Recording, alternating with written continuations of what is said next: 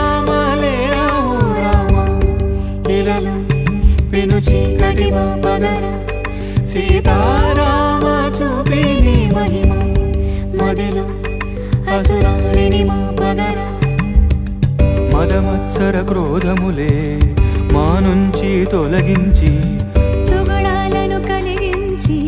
హృదయాలను వెలిగించి మా జన్మము ధన్యము చేయుమురా